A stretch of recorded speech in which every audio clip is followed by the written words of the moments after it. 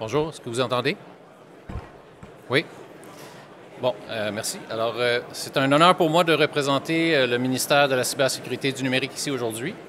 Merci aussi pour l'introduction. Alors, un peu sur moi, comme on l'a dit, mon nom c'est Christophe Kahn. Je suis au Centre gouvernemental de cyberdéfense du ministère de la cybersécurité et du numérique. Je vais vous parler aujourd'hui un peu de l'historique du ministère, comment il a vu le jour, la structure de gouvernance ministérielle et gouvernementale, ce qu'il accomplit à tous les jours et vers quoi l'administration publique québécoise veut se diriger. Tout ceci dans son chemin vers la cyber-résilience. Alors ici, sur le visuel, on voit la politique gouvernementale de cybersécurité. Alors, c'est un survol très bref, en fait, de cette politique, mais c'est cette politique qui m'a inspiré à me joindre à la fonction publique, en fait. Au préalable, j'avais œuvré 24 ans ou 25 ans presque au privé en télécom ou en sécurité de télécommunications. Et en prenant connaissance de cette politique, eh bien, c'est la motivation qui m'a porté à répondre à l'appel de l'administration publique pour me joindre au centre gouvernemental. La politique de cybersécurité, en fait partie de la stratégie de transformation numérique gouvernementale que l'administration publique québécoise a publiée en 2019. C'est une des 16 mesures clés de cette stratégie. Alors, d'où est venu le ministère de la cybersécurité et du numérique? Eh bien, il a été constitué le 1er janvier 2022. Le Québec a été la première administration publique canadienne à créer un ministère dédié à la cybersécurité et le numérique. Nous sommes les précurseurs et ça démontre que l'État considère et prend au sérieux la sécurité de l'information et la cybersécurité au même titre que les portefeuilles comme le transport, l'éducation et la santé, etc. Alors, un mot sur sa mission. Il a plusieurs volets. Voilà. Donc, fournir aux organismes publics des services en infrastructure technologique et favoriser leur transformation numérique. Aussi de développer une expertise interne en infrastructure commune, coordonner les actions de l'État dans les domaines de la cybersécurité et du numérique, de proposer au gouvernement les grandes orientations en ces domaines, de proposer des mesures en vue d'accroître l'efficacité de la lutte contre les cyberattaques et les cybermenaces au Québec. Alors, sur le visuel, oups, désolé, je suis en avance sur mes diapos. Alors, sur le visuel, on voit les chiffres des organismes publics québécois. Alors, il y a 23 ministères, dont consistant 305 organismes publics. Ça peut varier, 304, 306. Dans ces 23 ministères, eh bien, il y a deux réseaux, un de santé et l'autre de l'éducation. Pour diriger chaque ministère, il y a un dirigeant d'information et le MCN, lui, a le dirigeant principal de l'information. Et je vais revenir un peu plus tard sur cette structure gouvernementale, structure de gouvernance. Chaque ministère et certains grands organismes publics ont leur propre COCD, leur Centre opérationnel de cyberdéfense. Et on peut faire un parallèle entre un centre opérationnel de cyberdéfense et ce qui est connu dans le vocabulaire comme étant un SOC, un Security Operations Center. Bon. Là, ça va. Excellent. Là, je suis à la bonne place. Alors, quand le MCN a été constitué, il a été formé principalement par deux organisations qui existaient auparavant. La première, celle qui était Infrastructure technologique Québec, aussi anciennement connue sous le nom du CSPQ ou le Centre de services partagés du Québec. Cette partie, donc, de l'organisation, elle fournit les services à la communauté gouvernementale. On entend par service des services d'identité, des services d'infrastructure technologique et les services communs, ce qui permet aux organismes publics de se concentrer sur leur mission et non pas sur la mise en place d'infrastructures. Nous avons aussi un courtier infonuagique qui, lui, a un catalogue d'offres de services préqualifiés. Donc, avec le cadre d'acquisition très strict que nous avons, le courtier aide à préqualifier les offres des prestataires de services pour les rendre plus accessibles aux organismes publics. Il y a aussi des services de télécommunication. Alors, à l'intérieur, on va retrouver le RENIR, le Réseau national intégré de radiocommunication. Ce réseau a ses racines en début 2000 et sert aux services de sécurité publique et civile pour les intervenants de première ligne. Nous avons aussi le RGT, le Réseau gouvernemental de télécommunications, et aussi son prédécesseur, le RITM, le Réseau intégré de télécommunications. Ces réseaux servent pour les besoins des organismes publics en télécommunications, donc Internet, consolidation des centres de traitement. En plus de ces services-là, nous avons des services de bureautique, donc les postes de travail, des services de paie, ressources humaines, la dotation. Donc, il y a beaucoup de choses. Nous avons aussi dans le MCN le CECAN, le Centre québécois d'excellence numérique, qui lui a, entre autres, comme mandat d'accélérer et faciliter la transformation numérique pour les organismes publics. Et dans les services de sécurité de l'information gouvernementale et la cybersécurité, ma maison, on retrouve mon cher CGCD, le Centre gouvernemental de cyberdéfense, le CERTAC et le Réseau gouvernemental de cyberdéfense. Sur le visuel ici, on voit donc les responsabilités horizontales de gouvernance qui sont venues de la seconde organisation qui a formé le MCN, soit le SSD-PITN, le sous-secrétariat du dirigeant principal de l'information, qui anciennement était au secrétariat du Conseil du Trésor. Cet ajout a donc rajouté plusieurs rôles. Le rôle du DPI, le dirigeant principal d'information, que j'ai mentionné un peu plus tôt, qui a aussi la fonction du chef gouvernemental de la sécurité de l'information. Alors, le DPI est responsable de la gouvernance des investissements et des ressources informationnelles, donc ça inclut la transformation numérique et la coordination des projets. Ce qui veut dire que le ministère va formuler ses avis dans l'approbation des dossiers d'affaires pour s'assurer qu'ils sont conformes, entre autres, à la politique de cybersécurité et la stratégie de transformation numérique. Il va effectuer aussi un suivi des projets pour leur portée, pour s'assurer que le calendrier et les coûts sont respectés, et aussi pour s'assurer des bénéfices de ces projets pour générer de la valeur. Le MCN, comme j'ai mentionné, doit aussi favoriser la transformation numérique. Donc, l'objectif est de s'assurer d'avoir des prestations de services améliorées, facilitées et sécuritaires pour les citoyens. Toutes ces responsabilités requièrent nécessairement des travaux en renforcement de la sécurité de l'information. Et une des raisons, justement, pourquoi l'administration publique québécoise a démontré son sérieux en créant le ministère pour y faire face.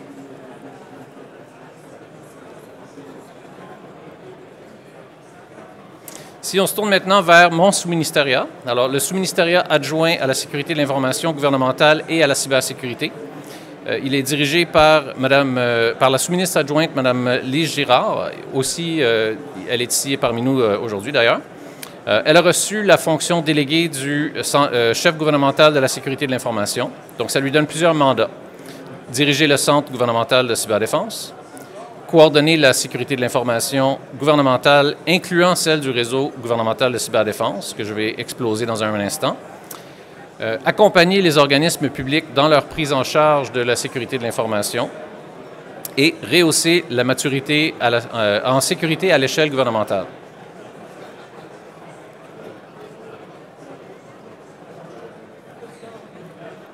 Je pense que j'ai tout. Bon, donc voilà. Tout ce qui a précédé ceci, c'était pour mettre la table sur le cœur du sujet, la cyber-résilience et le réseau gouvernemental de cyberdéfense. Le visuel ici montre donc la topo du réseau gouvernemental. Essentiellement, c'est la chaîne de commandement, se rappelant que le ministère joue un rôle de coordonnateur en matière des actions de l'État. Sous la chef gouvernementale de sécurité de l'information, il y a donc les centres opérationnels de cyberdéfense, les COCD. Et le modèle de gouvernance pour ce réseau, les ministères ont un dirigeant d'information, comme j'ai mentionné plus tôt, qui assume le rôle d'un chef délégué de la sécurité de l'information pour les organismes publics qui lui sont rattachés. Chaque organisme public possède un chef de sécurité de l'information organisationnelle et ce CSIO, lui, est responsable de la gestion globale de la sécurité de l'information pour son organisme public. Le MCN a lui-même, d'ailleurs, son COCD pour son volet opérationnel pour assurer la sécurité de cette infrastructure. Donc, c'est notre réseau gouvernemental de cyberdéfense. Ah, les animations. Hein. Voici donc un regard sur les services, les principales activités en cybersécurité et les services du centre gouvernemental. Alors, le centre doit assurer un leadership gouvernemental dans les domaines de la prévention, la protection, la détection et la prise en charge des incidents en matière de sécurité de l'information. Ce qui consiste en plusieurs activités de service, dont la gestion des incidents. C'est un accompagnement du processus de gestion des menaces, vulnérabilités et incidents avec les organismes publics. Cet accompagnement est fait par une direction dédiée pour la réponse aux incidents, dont le directeur est dans la salle actuellement à m'écouter. Selon la criticité et la portée, le centre gouvernemental va coordonner les incidents et les communications avec le gouvernement, ainsi que les services de sécurité publique, les forces de l'ordre et en cas de cybercriminalité. Nous avons aussi des services de renseignement sur la menace, donc ce qui consiste en veille, en publication de bulletins de vulnérabilité et des avis de sécurité pour la communauté gouvernementale. Nous faisons aussi de la surveillance du web clandestin, aussi communément connu sous le nom du Dark Web. Et en cas de découverte, eh bien, le centre gouvernemental va communiquer avec les organismes publics pouvant être touchés par des fuites. Nous avons aussi un service de balayage de vulnérabilité obligatoire. Tous les actifs exposés sur Internet sont balayés pour des vulnérabilités. Et toute vulnérabilité découverte, bien, le centre gouvernemental va accompagner les organismes publics dans la correction.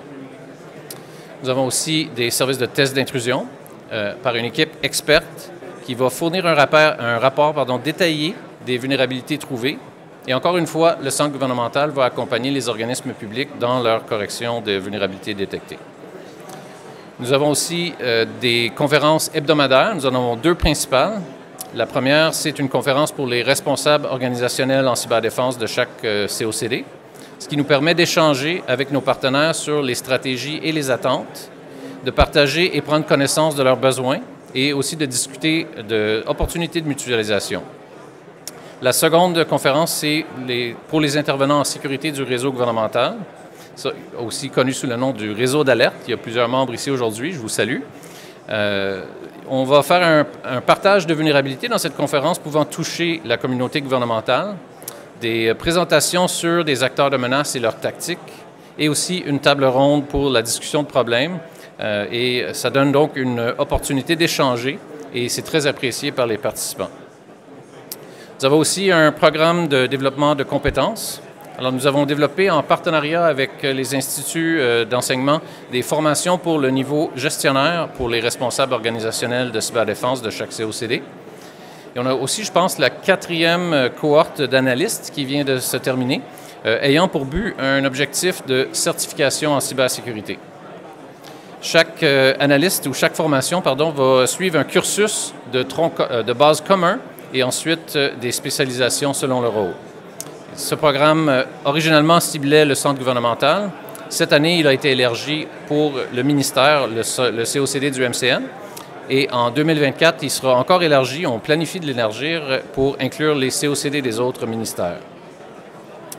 Et nous avons aussi des cohortes étudiantes que nous proposons de venir travailler avec le centre gouvernemental pour perfectionner leur formation. Nous avons aussi un programme de rehaussement en cybersécurité. Ce matin, j'ai entendu une enveloppe budgétaire dans les alentours de 170 millions sur 5 ans, donc c'est quand même conséquent. Un petit historique.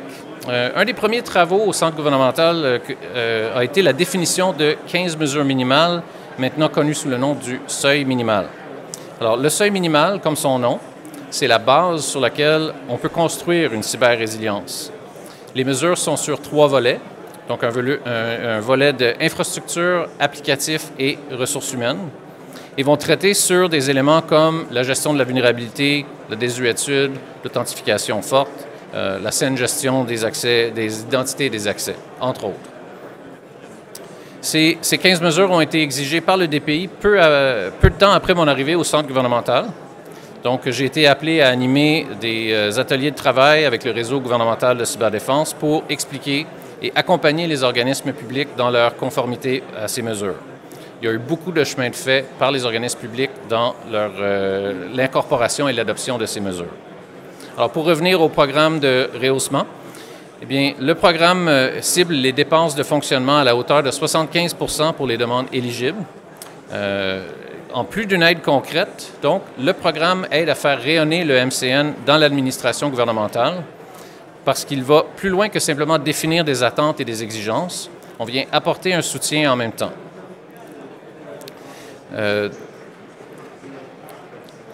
Le programme va aussi prioriser des initiatives qui ciblent le seuil minimal. Selon les sommes disponibles, on peut aussi élargir la portée du programme pour le rehaussement de la sécurité de l'information en général.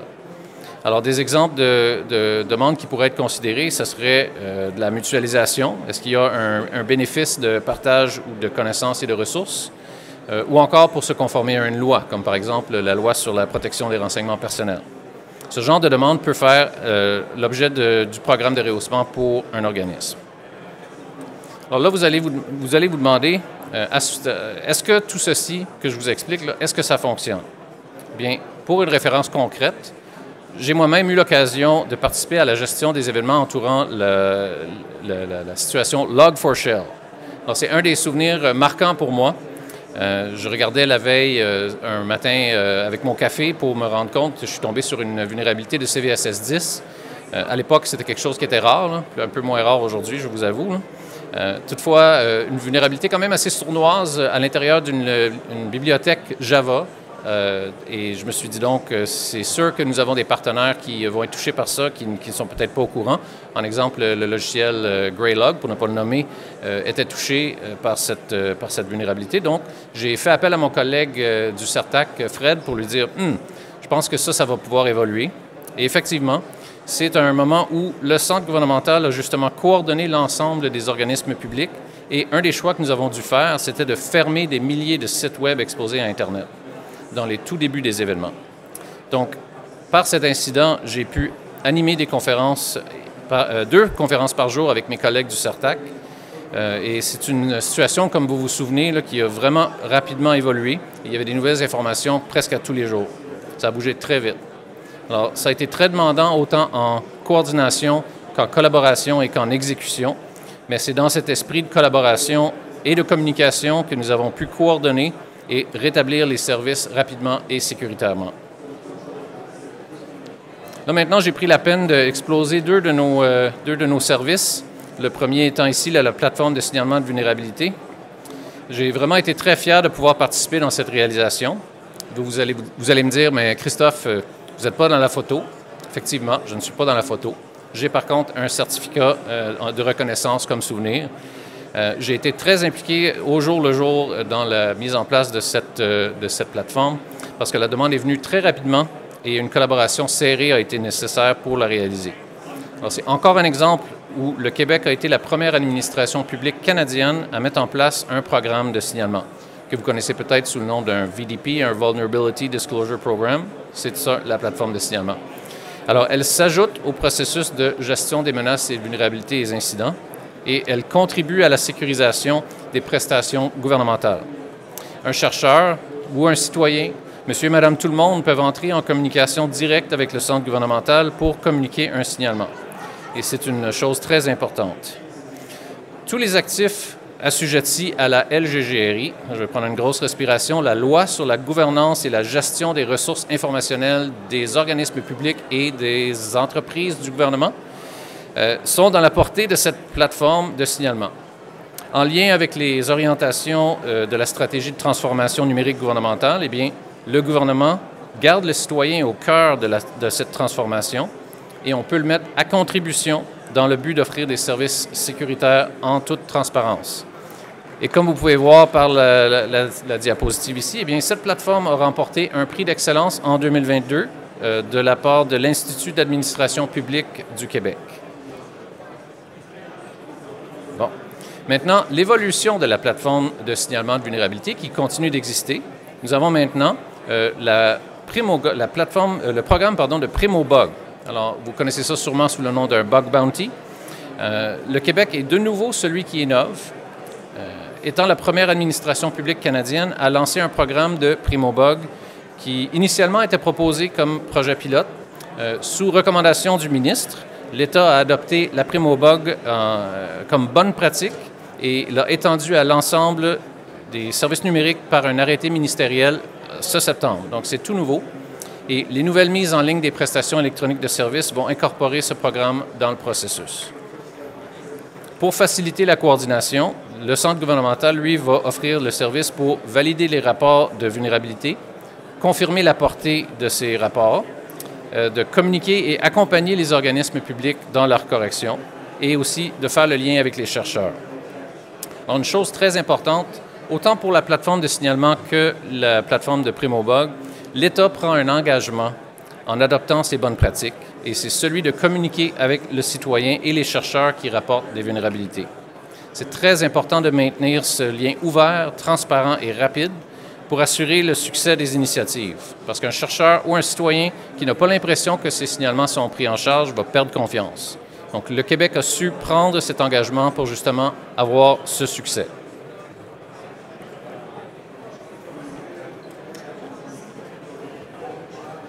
Bon, ça avance plus.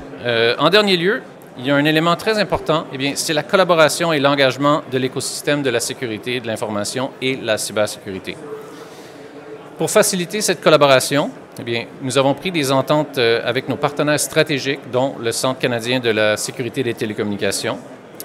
Ensuite, le MCN démontre son leadership en mettant en place un comité d'experts qui, lui, va offrir un rôle conseil au ministre. Ce comité est constitué de membres de la société civile, de l'industrie et les entreprises, des organismes à but non lucratif et le milieu académique. Et aussi, dans les premiers mois de 2022, le ministre a demandé au MCN de créer le premier colloque fédéral, provincial et territorial canadien, un FPT, sur la cybersécurité. Les colloques FPT existent pour des domaines comme l'emploi et la santé, mais pas encore en cybersécurité. Donc, ce colloque réunit les ministres et les hauts fonctionnaires en charge de la cybersécurité des provinces, des territoires et du gouvernement fédéral. Une nouvelle fois, le Québec innove et est l'instigateur de ce colloque. Le premier colloque s'étant tenu en juin 2022 à Québec. Sa troisième édition vient tout juste de se conclure en septembre 2023. Et ces colloques FPT permettent donc de maintenir vers l'avenir un lien collaboratif qui, lui, a été forgé au Québec. Alors, en résumé, en peu de temps, vous pouvez voir les travaux que l'administration publique du Québec a entrepris. Ce n'est pas terminé, c'est en continu. Et nous avons mis en place une structure de commandement efficace et qui fonctionne bien, ce qui nous met dans une bonne position pour être bien équipés et faire face aux menaces. Ce matin, dans le discours de M. Rioux, il posait la question, allons-nous dans le bon sens? Moi, je crois que oui. Maintenant, on va se tourner vers l'avenir dans notre chemin vers la cyber-résilience. Dans les prochains jours et semaines, le Québec va lancer une première phase de consultation publique en cybersécurité. Je lance une invitation à notre kiosque du MCN demain matin à 10h ou 10h30, je pense que ça change, pour une conférence sur les détails de cette consultation et les impacts qui vont en découler. C'est Mme Kim Lavaux, qui est la directrice de la Direction de la sécurité de l'information gouvernementale du ministère de la cybersécurité et du numérique, qui va tenir cette conférence. Alors, le MCN organise cette consultation pour solliciter des intervenants et la population sur les enjeux et besoins en cybersécurité. Cette consultation va d'ailleurs se dérouler sur la plateforme Consultation Québec, qui, soit dit en passant, c'est une des 16 mesures clés de la stratégie de transformation numérique gouvernementale que j'ai mentionnée. C'était de mettre en place une plateforme de consultation. Bon, pour finir, tout au long de la conférence, j'ai mentionné certains projets sur lesquels j'ai pu directement collaborer. Alors, pourquoi? Eh bien, pas comme on dit en bon québécois, ce n'est pas pour me péter les bretelles, mais ceux qui me connaissent, ils savent que ce n'est pas mon style. Je l'ai mentionné pour démontrer l'apport que nous pouvons avoir en travaillant pour l'administration publique. Encore, je suis fier de pouvoir représenter aujourd'hui le MCN dans ses travaux de cyber-résilience, mais je peux aussi assurer que c'est très valorisant de pouvoir participer dans des projets de cette envergure. Alors, en conclusion, j'ajouterais que moi, je vous suggère, pensez-y aussi, les défis et les besoins sont très grands. Alors, c'est une opportunité d'y participer. Merci beaucoup.